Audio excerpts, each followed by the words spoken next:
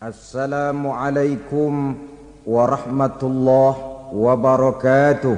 Waalaikumsalam warahmatullahi wabarakatuh. Alhamdulillah wassalatu wassalamu ala sayyidina Rasulillah sayyidina wa maulana Muhammad ibn Abdullah wa ala alihi wa sahbihi wa mawalah. La haula wa la quwwata illa billah, amma ba'du. Bapak-bapak, ibu-ibu, saudara-saudara kaum muslimin rahimakumullah. Pada pertemuan yang lalu sudah saya jelaskan bahwa hidup selalu berakhir dengan kematian. Apabila datang kematian menimpa seseorang, datanglah kiamat baginya. Itu yang disebut dengan kiamat kecil. Hakikatnya mati adalah perpindahan dari kehidupan di dunia ini menuju kehidupan di alam barzakh. Menunggu kita di alam barzakh sampai datangnya saat kiamat. Entah 10 tahun, entah 100 tahun, entah 1000 tahun, hanya Allah saja yang maha tahu. Adapun orang-orang beriman yang melakukan amal kebajikan dalam kehidupan di dunia ini, masa penantian yang lama di alam barzakh buat mereka sebentar saja. Tetapi bagi orang-orang kafir yang ingkar, yang tidak beriman kepada Allah, yang hidup di dunia cuma menumpuk-numpuk dosa, tentu penantian di alam barzakh akan merupakan waktu yang sangat lama. Bukankah dalam kehidupan kita waktu itu memang relatif? Contoh misalnya, bagi pemuda-pemudi yang sedang duduk asyik memadu cinta, waktu 4-5 jam saja rasanya cuma 4-5 menit. Tenggelam oleh keasikan. Tapi buat orang yang berbaring di rumah sakit, meratap di balik-balik apa itu tembok derita kata lagu, di balik dinding-dinding penjara, sehari bagai seminggu, seminggu rasa sebulan, sebulan boleh jadi rasa setahun. Penantian yang sangat lama. Kapan kiamat itu akan datang? Ini rahasia Allah. Jangankan kita yang orang awam, baginda Nabi sendiri tidak diberitahu oleh Allah kapan kiamat itu akan terjadi. Tetapi sungguh pun demikian, banyak hadis-hadis yang menjelaskan ciri atau tanda-tanda datangnya kiamat. Nah, kalau sudah bicara soal tanda kiamat itu ada 2. Pertama yang disebut alamatus sughra, tanda-tanda kecil. Ini waktunya masih ada tenggang. Ada yang dinamakan alamatul kubra, tanda-tanda besar. Artinya kiamat sudah diambang pintu. Apa tanda-tanda kecil dari datangnya hari kiamat itu? Misalnya kata Nabi, apabila ilmu sudah diangkat oleh Allah, artinya apabila ulama sudah banyak wafat, minat orang belajar agama berkurang, lalu kebodohan nampak merajalela di mana-mana, zina dikerjakan secara terbuka, minuman-minuman keras jadi kebanggaan, itu termasuk di antara tanda-tanda kecil terjadinya hari kiamat. Apalagi misalnya iza waladatil ammatu rabbataha, apabila budak sudah melahirkan tuan. Apa maksudnya? Ada yang mentafsirkan apabila anak sudah bisa membudaki orang tuanya. Orang tua yang melahirkan dia, yang membesarkan dia, demi setelah si anak besar jadi orang berpangkat, bertitel, berharta, berkedudukan, jadilah orang tua itu budaknya. Sehingga sering dibilang kalau orang tua kaya, anak jadi raja. Tapi kalau anak yang kaya, orang tua sering jadi budak. Apalagi munculnya fitnah yang bergelombang, timbul perang antara dua bangsa yang besar, waktu berjalan terasa sangat pendek sekali. Itu merupakan tanda di antara tanda-tanda kiamat. Termasuk di dalamnya sulit membedakan mana laki, mana perempuan. Kan kalau tanda-tanda kayak begini sekarang sudah banyak kita lihat kan? Ulama banyak wafat, penggantinya sulit. Zina dikerjakan berterang-terangan, minuman keras jadi kebanggaan, banyak anak membudaki orang tuanya, sulit membedakan mana laki mana perempuan.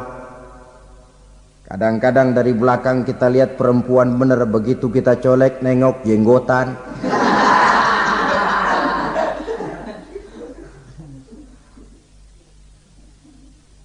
Ini termasuk tanda-tanda kecil, masih ada tenggang sampai akan terjadinya kiamat itu.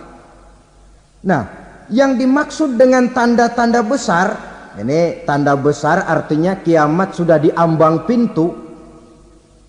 Pertama, matahari terbit dari sebelah barat.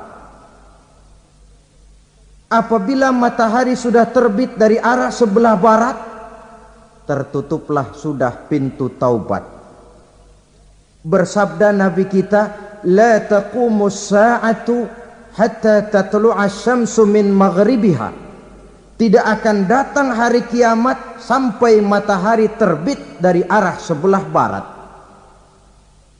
Fa iza tala'at, manakala matahari telah terbit dari arah sebelah barat, wara'ahan nasu, manusia banyak menyaksikan itu, amanu ajma'un, mereka pun lalu beriman.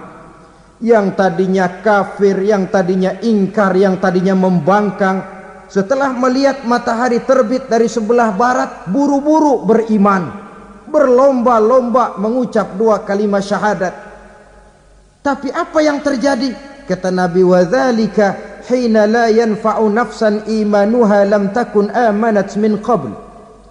Hari itu adalah hari yang iman sudah tidak berguna lagi bagi seseorang apabila sebelumnya memang dia tidak pernah beriman.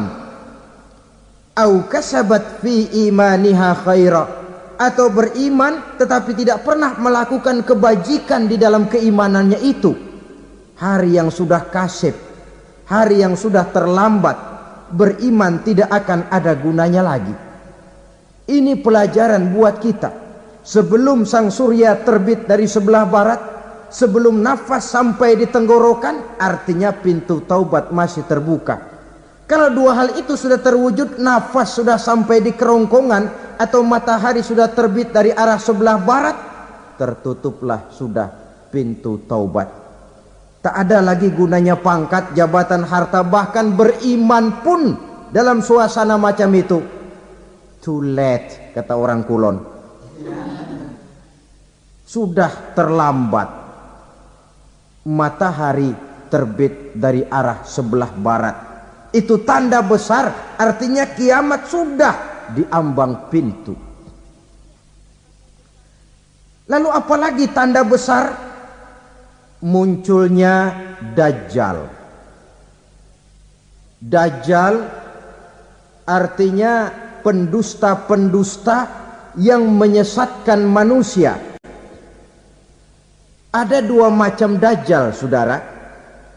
Ada Dajjal kecil, ini Dajjal kelas teri. Kalau ini sejak zaman Rasulullah sudah ada itu. Tiap zaman ada. Di zaman Rasulullah misalnya ada yang bernama Aswad al-Unsi. dari Yaman, ada yang namanya Musailamah Al-Kazzab dari Yamamah, ada yang namanya Ibnu Sayyad dari Madinah. Ini dajjal-dajjal di zaman Rasul. Musailamatul Kazzab memproklamirkan diri jadi nabi, dia di zaman Rasul masih hidup. Ini dajjal zaman Nabi. Di zaman sahabat muncul dajjal-dajjal. Di zaman kita sekarang ini dajjal-dajjal pun gentayangan. Dajjal-dajjal kelas teri. Kerjanya mendustakan manusia, menyesatkan manusia, memalingkan manusia dari jalan yang benar dan diridhoi oleh Allah Subhanahu wa taala. Adapun yang merupakan tanda besar dari datangnya kiamat, dajjal-dajjal kelas kakap, pembohong-pembohong besar yang menyesatkan masyarakat manusia berpaling dari jalan Allah mengikuti jalan mereka. Apa sih ciri dajjal itu? Kata Nabi dalam hadis Bukhari Muslim, innad dajjala, sesungguhnya yang namanya dajjal itu yakhruju, satu saat akan muncul mendekati hari kiamat. Wa inna ma'ahu ma'an, si dajjal ini membawa air, wa naran, dan juga membawa api. Dua simbol. Di tangan yang satu dia bawa air, di tangan yang satu dia bawa api. Wa ammal ladzi yarahu an-nasu ma'an fanarun, adapun yang orang banyak lihat air, hakikatnya adalah api. Yang dilihat api, hakikatnya adalah air. Oleh sebab itu, kalau api yang ditawarkan, ambillah air. Kalau air yang ditawarkan, pilihlah api. Maksudnya apa ini? Ini bahasa simbol, saudara-saudara. Dajjal bicaranya seolah-olah untuk kepentingan manusia, menawarkan surga. Surga yang dia tawarkan hakikatnya neraka. Hai manusia, kalau kau mau bahagia, jangan dekat-dekat dengan agama. Solat itu tidak efektif dan efisien, tidak produktif dari segi ekonomi itu. Menghadiri majelis taklim cuma buang-buang waktu. Tahajud, tasbih, tahlil, baca Quran, apa itu? Pekerjaan mubazir saja. Hidup ini cuma sekali, masa yang cuma sekali, manfaatkan dengan sebaik-baiknya. Mumpung, dibawanya sifat mumpung tetapi dalam pengertian yang sangat negatif. Bicaranya seolah-olah untuk kepentingan manusia, tetapi sebenarnya menjerumuskan manusia.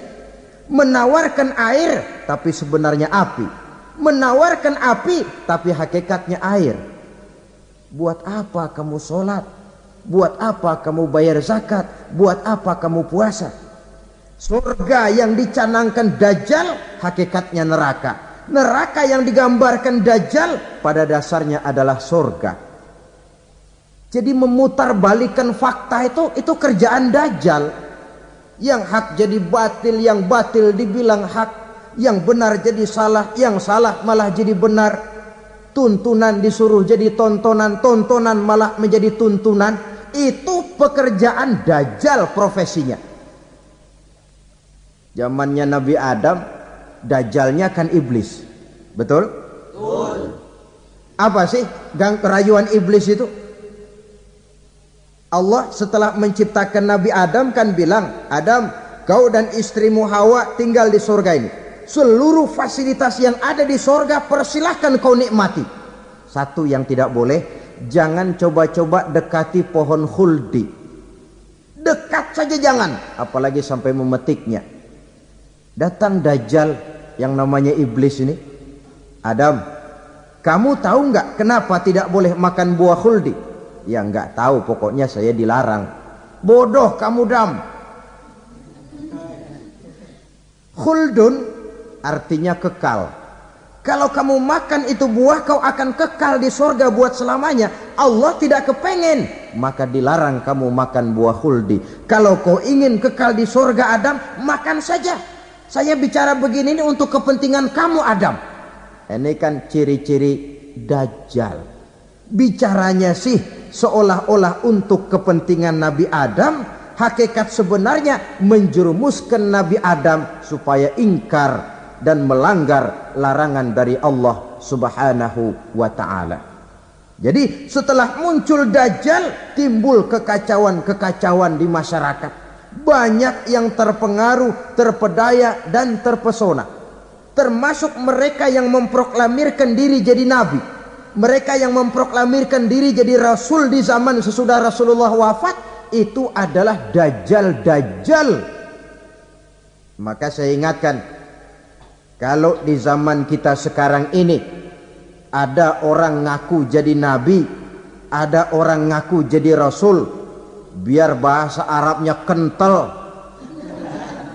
Quran hafal, hadis ribuan hadis hafal, biar pakai serban sampai menyengser ke tanah, bahasa Arabnya fasih, tapi dia mengaku jadi nabi, jadi rasul. Kita umat Islam wajib tidak percaya, wajib untuk tidak percaya. Itulah Dajjal-Dajjal zaman kita sekarang ini.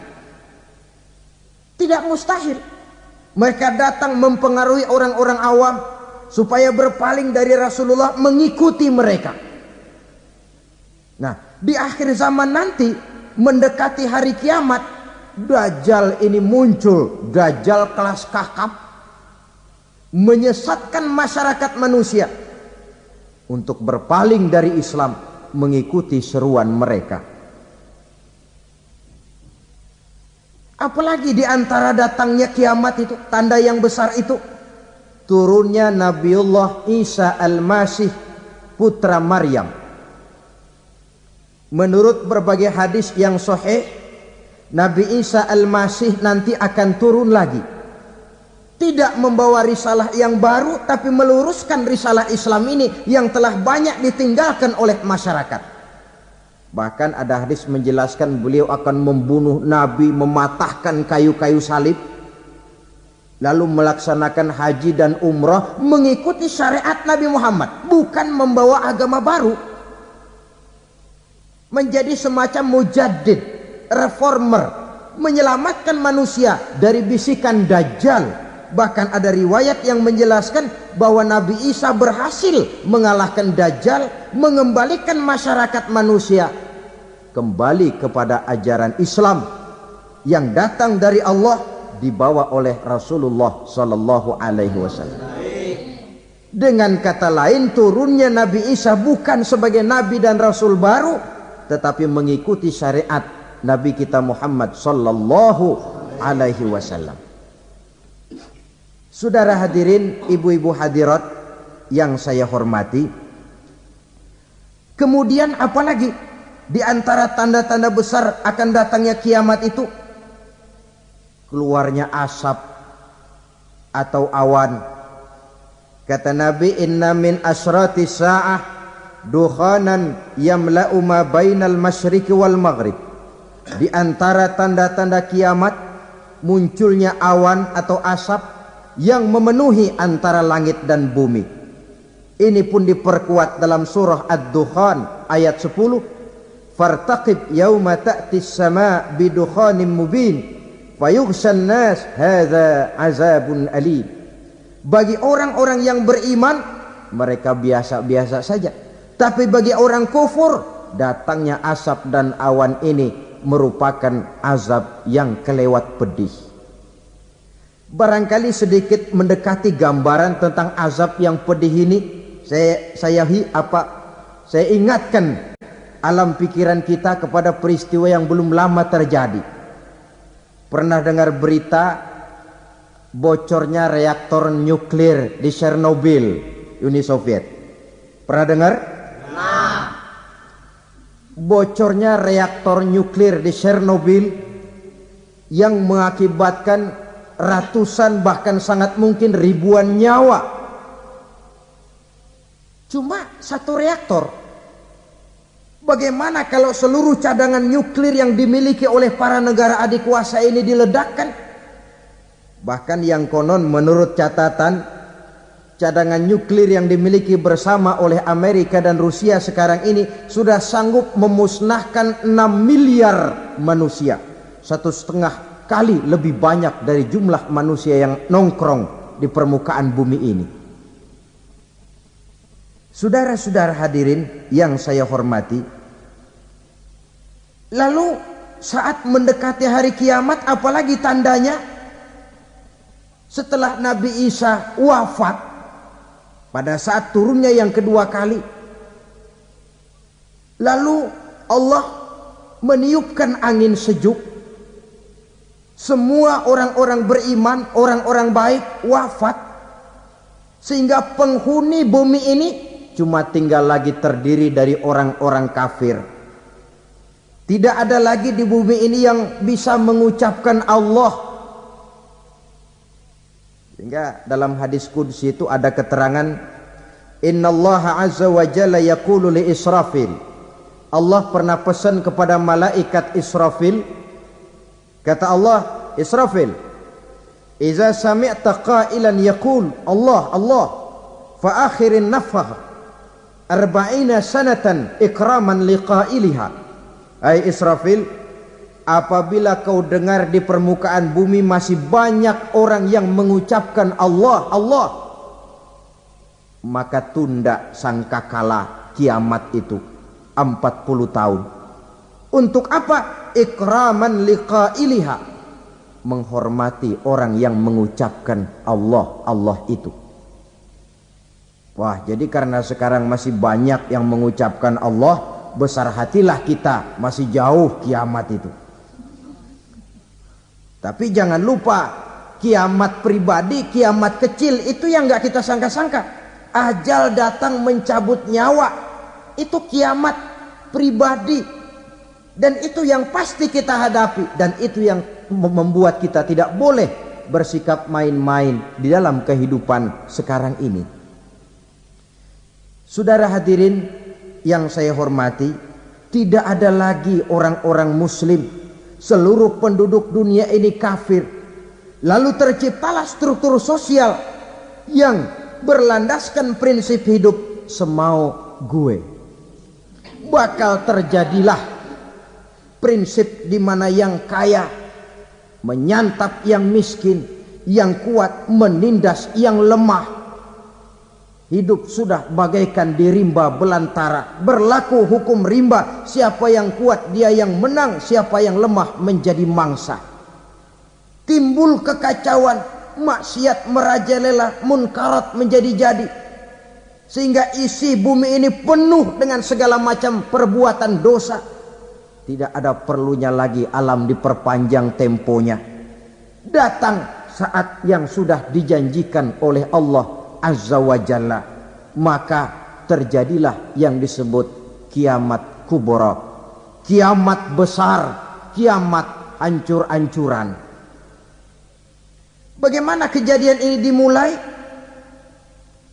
Dalam surah Az-Zumar ayat 68, Allah Subhanahu wa taala berfirman, wa nufikha fis-suri fasa'iqa man fis samawati wa man fil ardi illa man sya'allahu.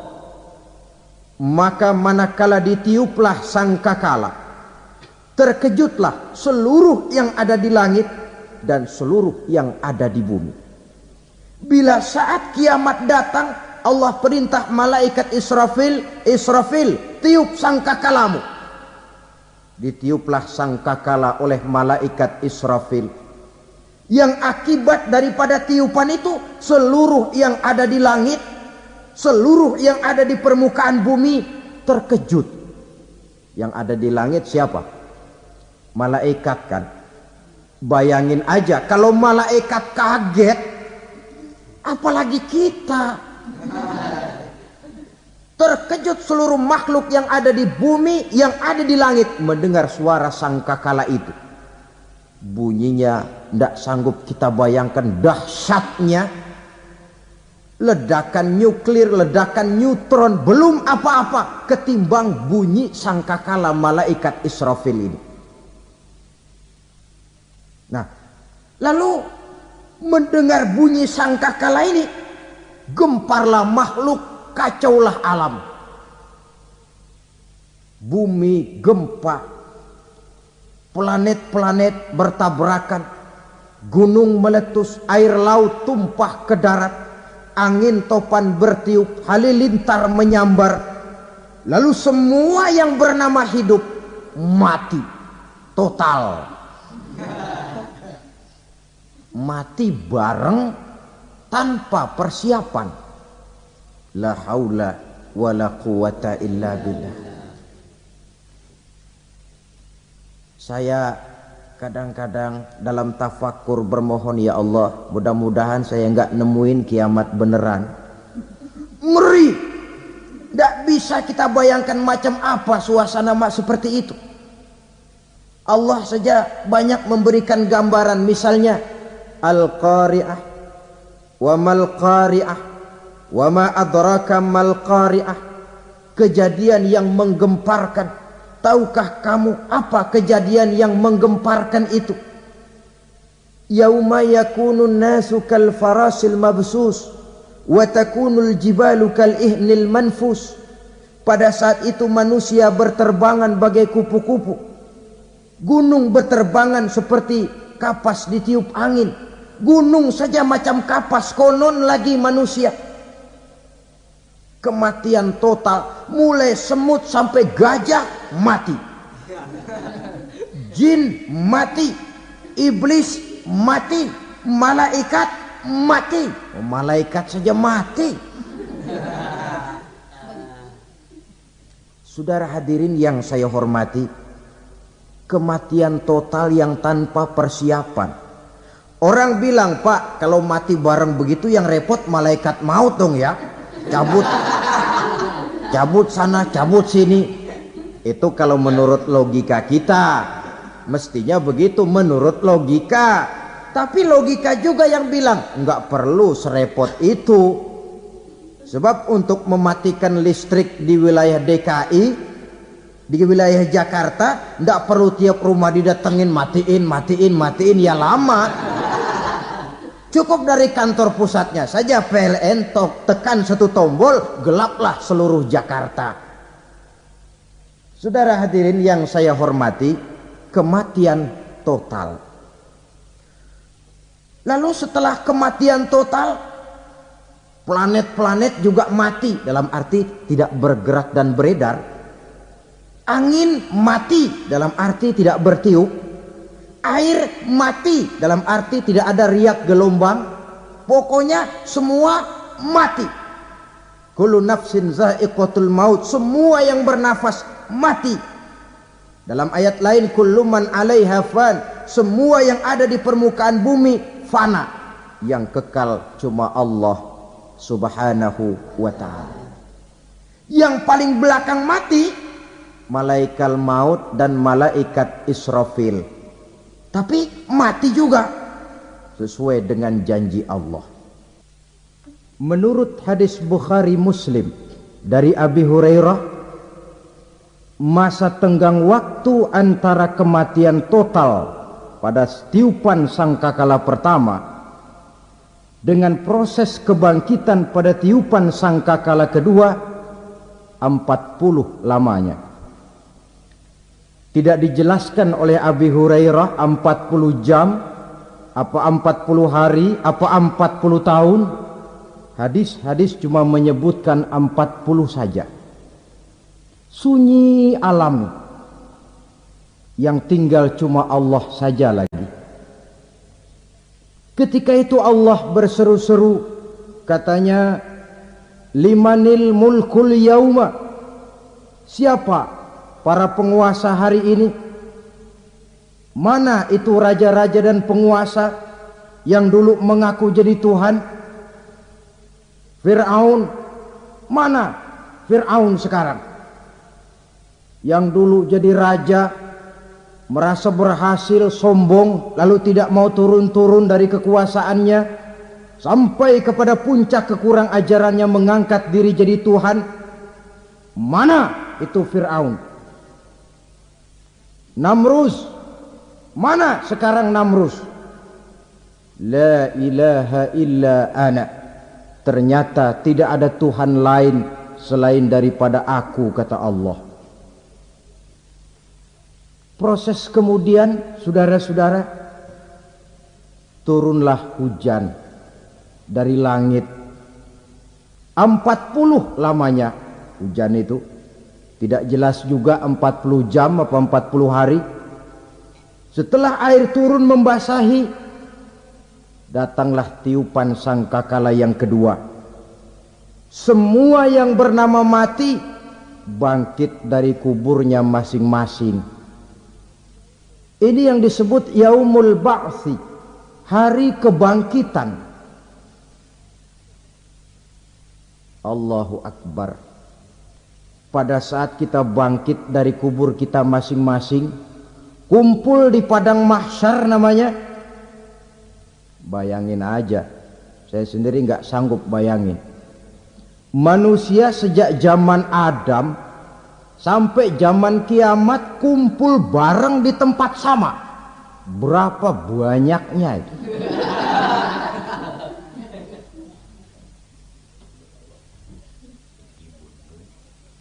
Dan yang luar biasa menurut satu riwayat, pada saat bangkit itu, Masya Allah, roman muka kita berubah, disesuaikan dengan amalan kita waktu di dunia ini. Barang siapa yang waktu di dunia amalannya itu amalan tikus, di akhirat nanti dia bangkit dari kubur, mukanya seperti muka tikus. Gagah betul badannya, tapi mukanya seperti tikus. Kenapa? Amalannya waktu di dunia seperti amalan tikus. Apa amalan tikus itu? Suka ngegeragoti barang yang sudah disimpan rapi-rapi. Orang sudah simpan uang rapi-rapi, simpan perhiasan rapi-rapi, digeragoti oleh tikus. Maling-maling, pencoleng-pencoleng, koruptor-koruptor, itu nanti di akhirat nanti kita lihat mukanya seperti muka tikus. Oh, ini waktu di dunia suka nyolong, mukanya seperti muka tikus. Barang siapa yang waktu di dunia ini amalannya itu amalan macan, dia akan bangkit nanti mukanya seperti muka macan. Apa amalan macan? Macan itu amalannya menang-menangan. Orang yang mau menang saja nggak mau mengalah. Coba lihat di hutan. Kenal hutan nggak? Di hutan, raja hutan di mana-mana pasti macan. Betul kan? Betul. Padahal hutan belum pernah bikin pemilihan umum. Tapi macan tidak peduli ada pemilihan umum apa tidak, pokok saya raja. Sebab apa? Macan jadi raja itu bukan karena benar, tapi karena kuat jadi raja. Setelah dia jadi raja, rakyat hutan yang mesti dilindungi malah dimakan oleh raja macan. Kambing rakyat hutan dimakan oleh macan. Ayam rakyat hutan dimakan oleh macan. Itu nanti kita lihat di akhirat itu mukanya seperti muka macan, gagah betul. Lalu barang siapa yang di dunia ini amalannya itu seperti amalan anjing, nanti dia punya muka seperti muka anjing. Apa amalan anjing? Pertama, anjing itu kalau disuruh jaga rumah, dia tidak bisa membedakan mana maling, mana tamu. Biar yang datang maling, kalau bawa tulang, anjing kalem.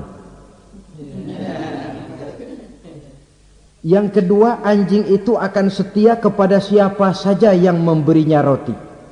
Siapa yang memberinya roti, itulah majikannya. Apa kata majikannya pasti dia laksanakan. Soal benar atau salah dia tidak peduli. Setelah anjing dapat roti, dia tidak punya pilihan lain kecuali bilang, abdi mah kumaha juragan wae ayeuna mah.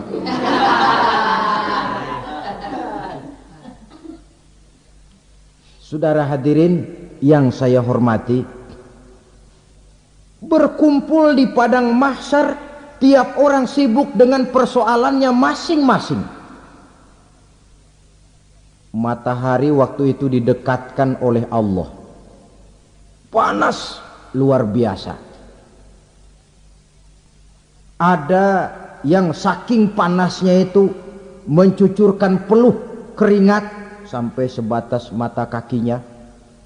Ada yang keringatnya sampai sedengkulnya, ada yang keringatnya sampai sepusatnya, ada yang keringatnya mengalir sampai sebahunya, ada yang kelelap oleh keringatnya sendiri, sementara orang di sampingnya enggak apa-apa. Bergantung lagi amalan dia waktu di dunia ini. Saudara-saudara, sebagian orang dalam kepanikan padang mahsyar berombong-rombong datang mereka menghadap Nabi Adam. Ya Adam, anta abal bashar. Hai Adam, Tuhan adalah bapak moyang manusia. Kami sebentar lagi akan disidang, dimintakan pertanggungan jawab. Tolonglah kami, hai Adam. Kata Nabi Adam, jangankan nolongin sampean, saya sendiri tanggung jawab di hadapan Allah ketika dulu tidak boleh makan khuldi, saya serobot. Sudahlah, urus diri masing-masing saja, nafsi. Begitu kata Nabi Nuh, begitu kata Nabi Ibrahim. Tiap orang bertanggung jawab sendiri-sendiri. Ketika itulah saudara-saudara, nikmatnya menjadi umat Nabi besar Muhammad sallallahu alaihi wasallam. Sebab apa? Walaupun menurut abjad kita ini umat paling belakang, kan paling belakang kita ini toh, karena Nabi Muhammad adalah Nabi akhir, tapi akan dihisap lebih dulu, lewat di atas sirat lebih dulu, masuk surga lebih dahulu ketimbang umat-umat belakangan. Ketika Rasul mendekati ajal, beliau tanyakan itu kepada malaikat Jibril. Malaikat Jibril berkata, Muhammad jangan khawatir, Allah sudah berjanji, inni haramtul jannata ala sairil anbiya hatta tadkhulaha anta, wa haramtuha ala sairil umami hatta tadkhulaha ummatuka. Surga aku haramkan buat seluruh nabi kecuali kalau engkau Muhammad sudah masuk ke dalamnya, dan surga aku haramkan buat seluruh umat kecuali kalau umatmu Muhammad sudah masuk ke dalamnya. Logikanya, walaupun menurut abjad kita umat paling belakang, bakal dihisap paling dulu, lewat di atas sirat paling dulu, masuk surga paling dulu, kalau mampir ke neraka juga paling dulu. Ya resiko. Jangan mau enaknya aja paling dulu. Saudara hadirin yang saya hormati, setelah masa kebangkitan itu jangan dikira begitu bangkit langsung diperiksa, masih menunggu menanti ribuan tahun perhitungan padang mahsyar untuk sampai kepada proses yang disebut yaumul hisab, hari perhitungan. Seorang demi seorang bakal dipanggil. Bayangkan saja, kita se-RT saja di absen, kadang-kadang perlu waktu lama. Ini manusia sejak zaman Nabi Adam sampai datang hari kiamat, satu demi satu disidang di hadapan Qadhi Rabbul Jalil. Status sosial copot sudah waktu itu. Yang pernah jadi hartawan di situ tidak lagi kelihatan kehartawanannya. Yang pernah jadi jenderal tidak lagi dipanggil jenderalnya. Yang ustadz tidak lagi dipanggil al-mukarramnya. Seluruh status sosial selesai. Dipanggillah kita seorang demi seorang menghadap Qadhi Rabbul Jalil. Bagaimana proses penghisaban itu? Pertama, proses tanya jawab.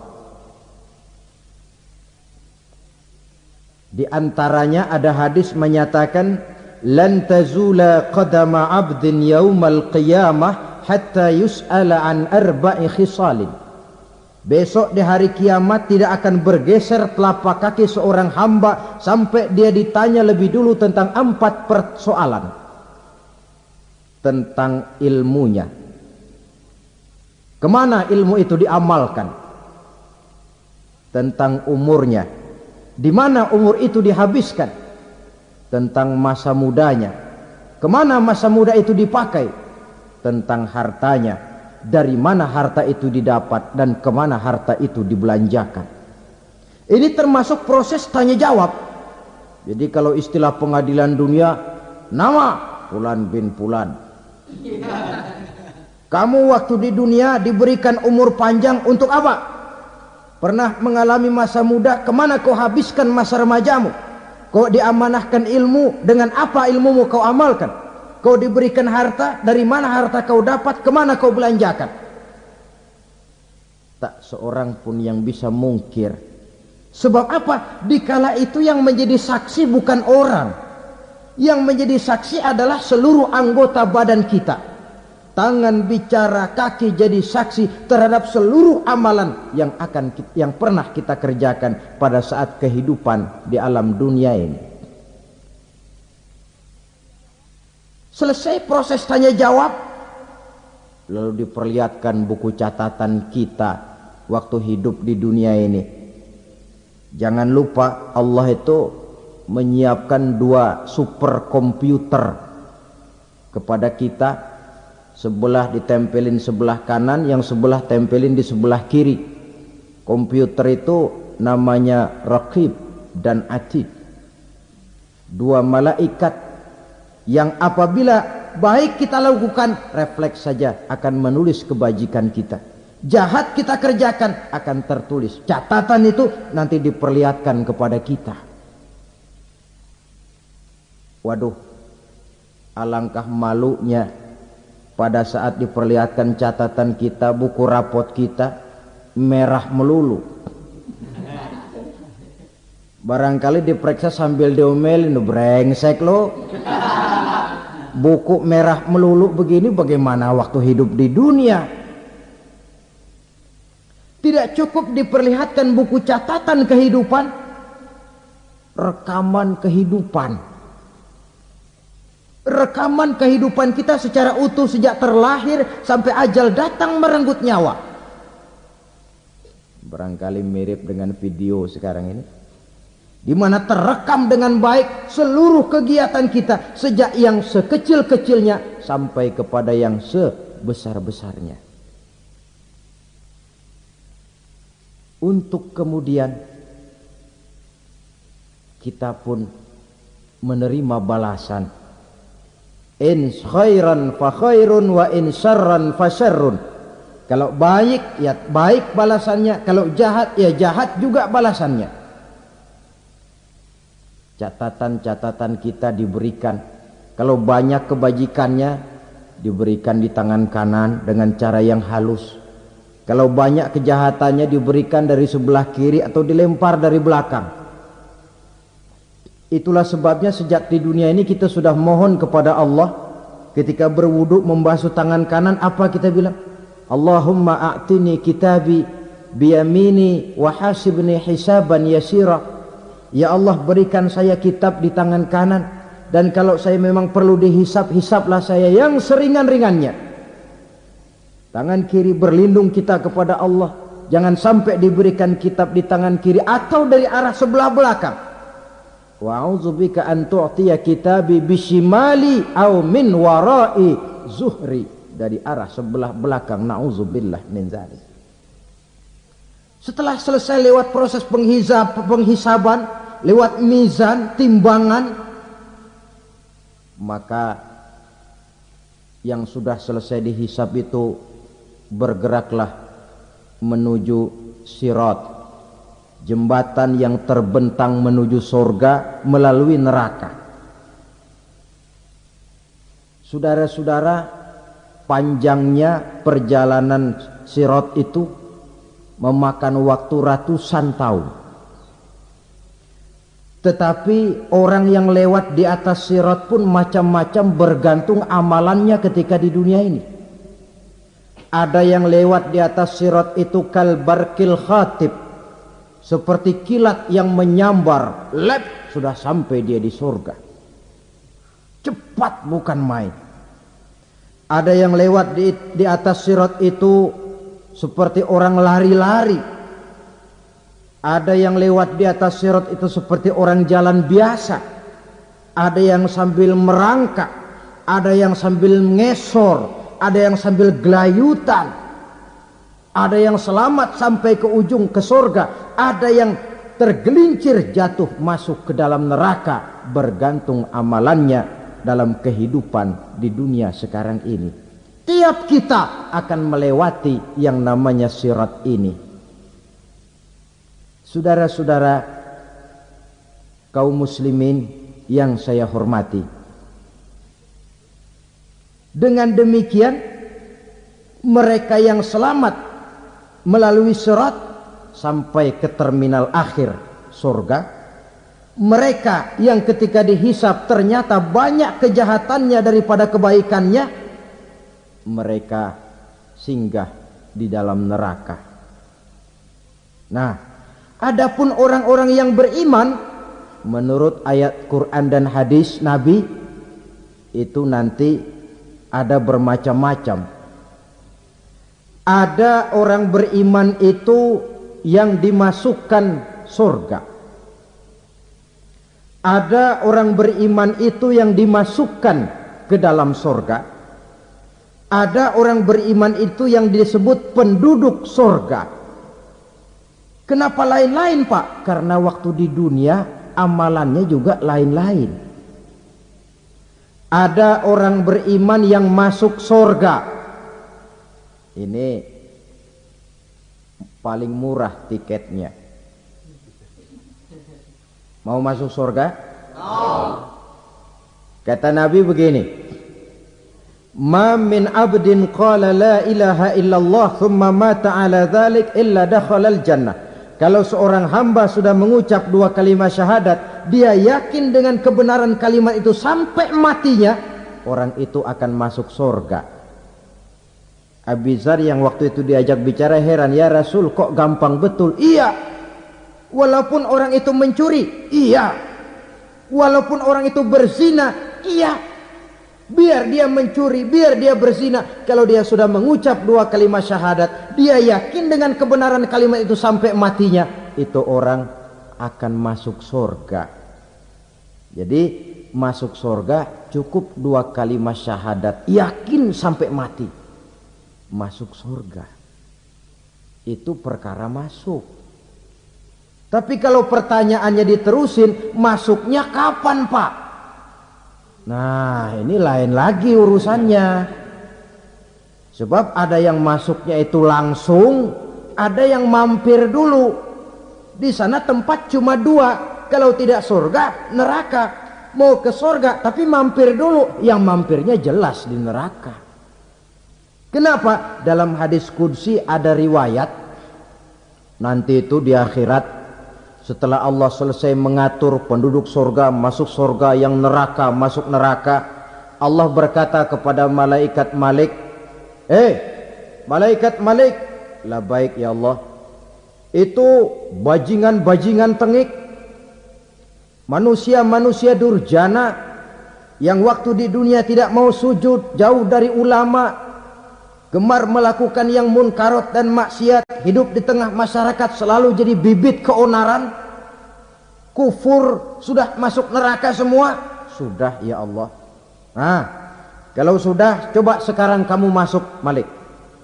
Saya, iya, masuk neraka. Mau apa ya Allah? Kata Allah, akhriju minan nar man kana fi qalbihi misqala habatin min khardalin min iman. Kau masuk neraka, cari di dalam neraka orang-orang yang ada imannya walaupun kecil sebesar biji zarah, angkat mereka keluar. Masuk malaikat Malik ke neraka, cari orang yang ada imannya, korek-korek. Ya repot, udah pada gosong.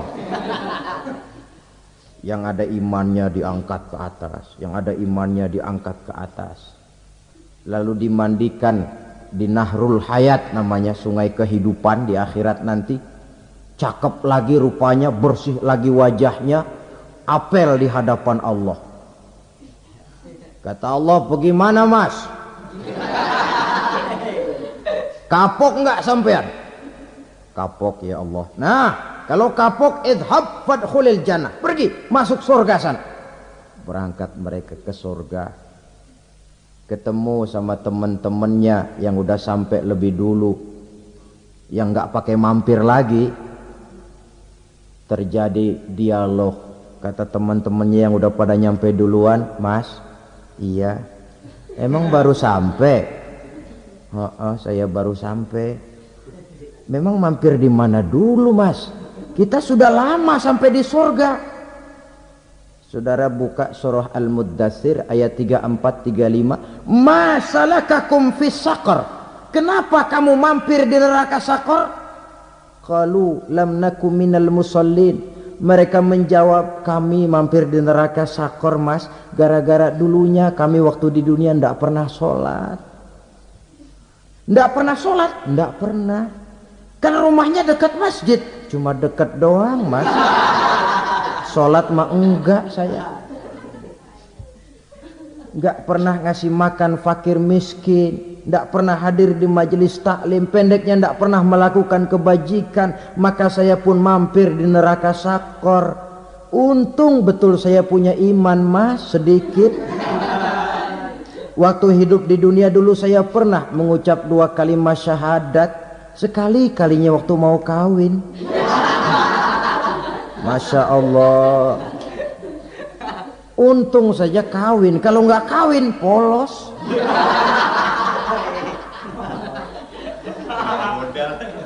Itu juga pengulu sudah setengah mati ngajarin. Asyhadu alla, asyaduaan, asyaduaan.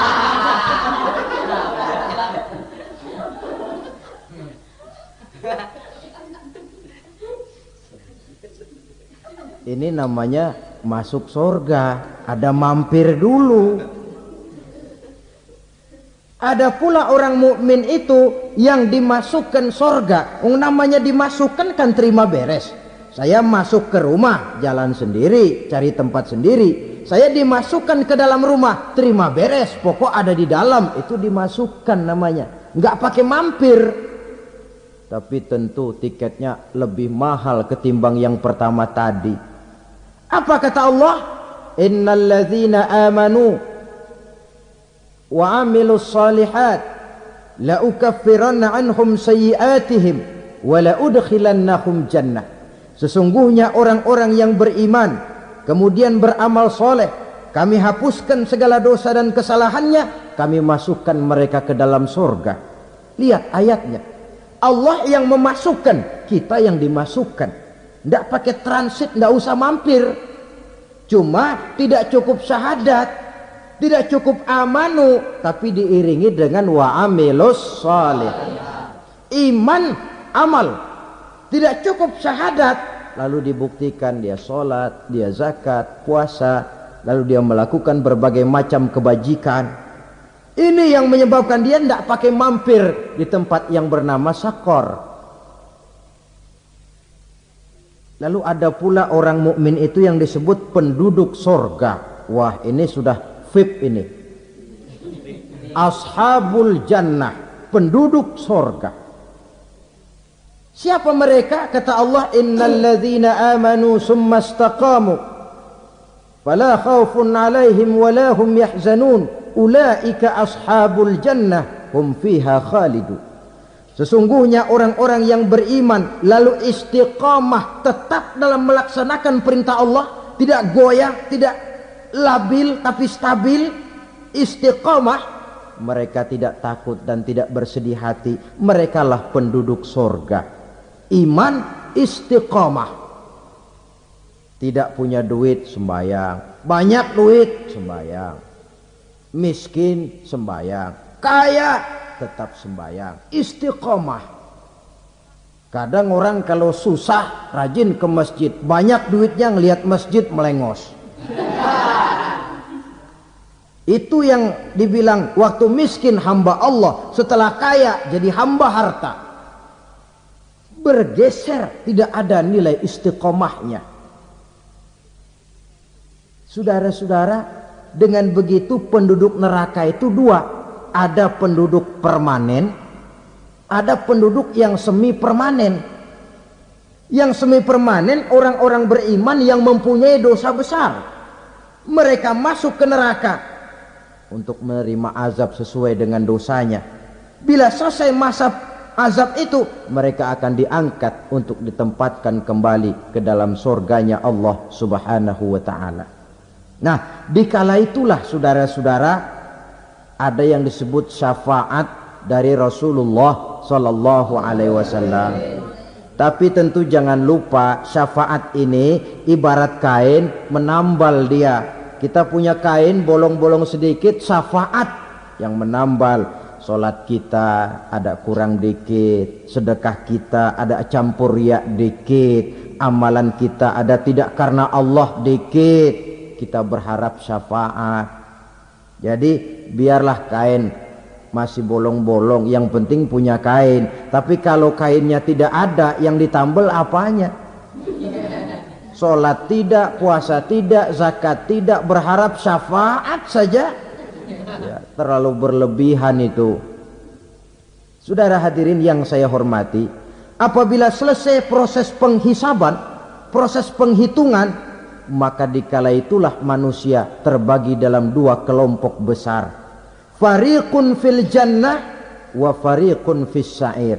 Sekelompok orang-orang beruntung yang masuk ke dalam surga, dan sekelompok lagi masuk ke dalam neraka. Akan memakan waktu untuk menceritakan sifat surga dan neraka, tapi insya Allah pada kesempatan pertemuan lain saya sampaikan. Namun sebagai gambaran umum cukuplah saya sampaikan sebuah hadis qudsi. Allah jelaskan, a'dadtu li'ibadiyas salihin ma la aynun ra'at wa la uzunun sami'at wa la khatara fi qalbil bashar. Aku sediakan buat hamba-hambaku yang soleh, yang tidak pernah terlihat oleh mata, tidak pernah terdengar oleh telinga, dan belum pernah terdetik dalam hati manusia. Jadi kenikmatan surga belum pernah dilihat mata, belum pernah didengar telinga, belum pernah terdetik dalam hati. Pedihnya azab neraka belum pernah terlihat mata, belum pernah terdengar telinga, belum pernah terdetik dalam hati. Saudara hadirin yang saya hormati, oleh karena itu sebagai uraian akhir daripada kiamat ini, marilah sama-sama kita memanfaatkan hidup dengan sebaik-baiknya supaya jangan timbul penyesalan di hari kemudian nanti. Mudah-mudahan kita seluruhnya diselamatkan Allah dari azab neraka dan mendapat surga dan ridhonya. Sekian dan demikianlah pertemuan kita kali ini. Terima kasih banyak atas segala perhatian. Mohon maaf atas segala kekurangan. Usikum wa nafsi bitaqwallah. Wassalamualaikum warahmatullahi wabarakatuh. Waalaikumsalam.